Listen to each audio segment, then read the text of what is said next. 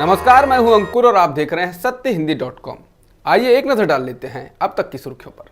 पश्चिम बंगाल की मुख्यमंत्री ममता बनर्जी ने आज दावा किया कि 3-4 साल पहले 25 करोड़ रुपए में उन्हें भी इजरायली जासूसी सॉफ्टवेयर पेगासस खरीदने की पेशकश की गई थी। हालांकि उन्होंने इस ऑफर को ठुकरा दिया था।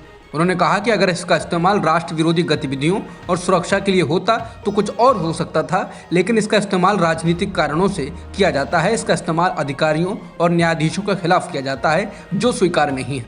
पेगासस मुद्दे पर केंद्र की बीजेपी नेतृत्व वाली सरकार की आलोचना करते हुए ममता बनर्जी ने बंगाल विधानसभा में बजट पर चर्चा के दौरान दावा किया कि उनका फोन भी टैप किया जा रहा है और उन्हें भी स्पाईवेयर खरीदने का प्रस्ताव मिला था, लेकिन उन्होंने इसे अस्वीकार कर दिया था।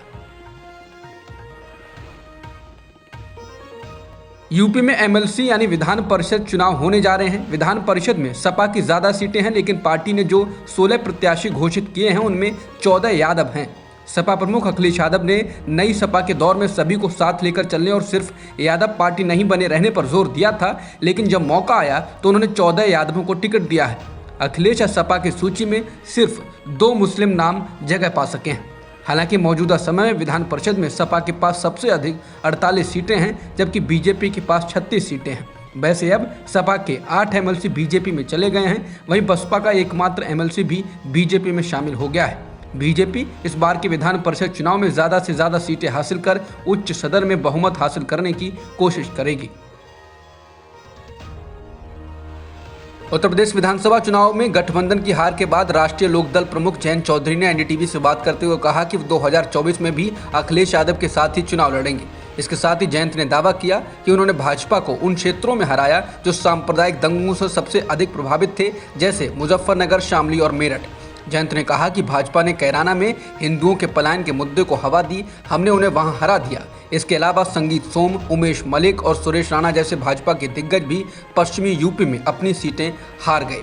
जयंत ने कहा, ये चुनाव 80 बनाम 20 का नहीं था, हम काफ़ी सीटें 500 के आसपास वोटों से हारे हैं। हालांकि जयंत ने माना कि उनकी पार्टी जनता को अपना संदेश बहुत प्रभावी ढंग से नहीं पहुंचा सकी।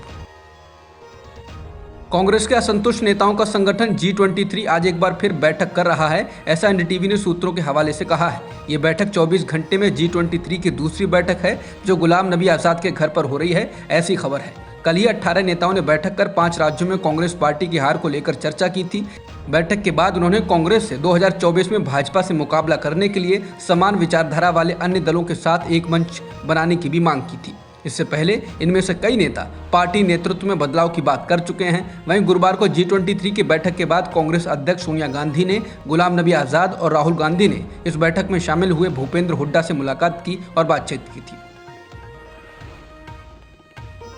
कांग्रेस में तमाम रसाकसी के बीच पार्टी अध्यक्ष सोनिया गांधी ने उन 5 राज्यों में हार का पता लगाने का फैसला किया है, जहां के चुनाव नतीजे हाल ही में आए हैं। उन्होंने उन 5 राज्यों में 5 नेताओं को भेजते हुए उनसे वहां की विस्तृत रिपोर्ट मांगी है। हालांकि ऐसी हार के बाद कांग्रेस में किसी न किसी नेता को उस राज्य में भेजकर रिपोर्ट मांगी जाती रही है, लेकिन उन पर कितना अमल होता है उसे कोई नहीं जानता। कांग्रेस अध्यक्ष ने राज्यसभा सांसद रजनी पाटिल से कहा है कि वो गोवा, जयराम रमेश मणिपुर, अजय माकन पंजाब में हार का अध्ययन करें। इसी तरह कांग्रेस नेता जितेंद्र सिंह को यूपी और अविनाश पांडे से उत्तराखंड की रिपोर्ट मांगी गई है।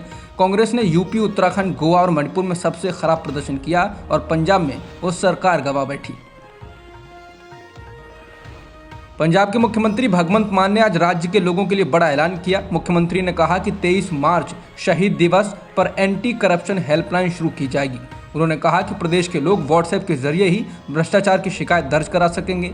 सीएम भगवंत मान ने कहा कि 23 मार्च को शहीद दिवस के मौके पर मैं एक हेल्पलाइन शुरू करूंगा, जो मेरा निजी व्हाट्सएप नंबर होगा।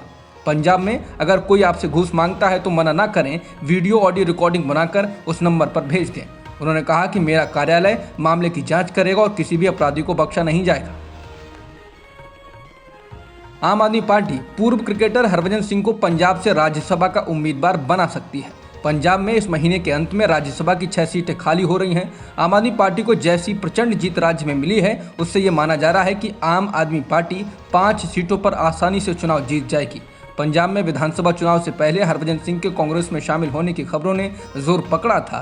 बीते साल दिसंबर में उन्होंने क्रिकेट के सभी फॉर्मेट से संन्यास लेने की घोषणा कर दी थी और पूर्व पंजाब कांग्रेस अध्यक्ष नवजोत सिंह सिद्धू के साथ उनकी एक तस्वीर भी सामने आई थी।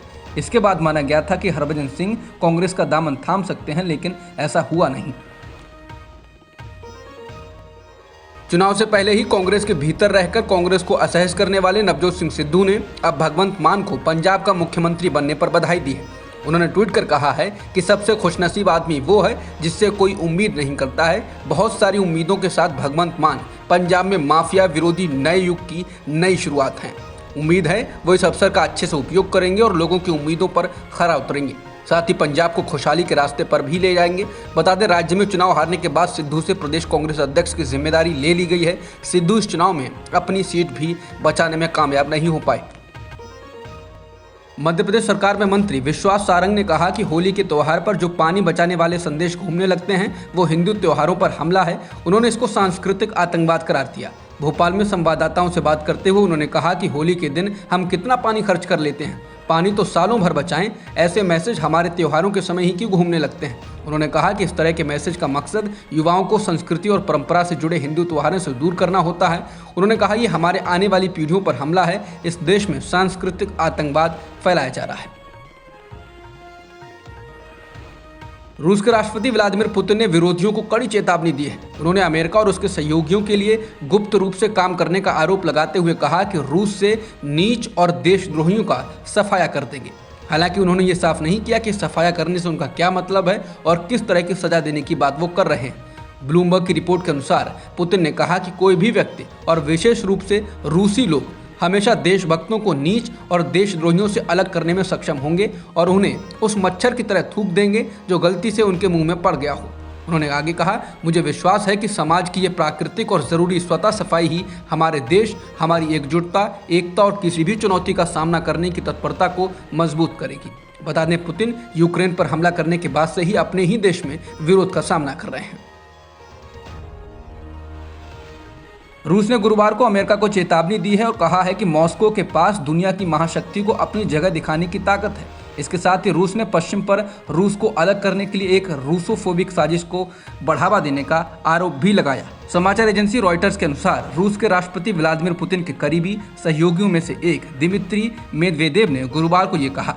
दिमित्री मेदवेदेव, जो कि अब रूस की सुरक्षा परिषद के उप सचिव हैं, उन्होंने कहा कि अमेरिका ने घटिया रूसोफोबिया शुरू किया है। यह रूस को उसके घुटनों पर लाने और उसे तोड़ने का प्रयास है। मेदवेदेव ने कहा, लेकिन यह काम नहीं करेगा। रूस के पास महाशक्ति है, वो अपने सभी दुश्मनों को उनकी जगह दिखा देगा। अब तक की खबरों में इतना ही। बाकी खबरों के लिए बने रहिए सत्यहिंदी.com के साथ।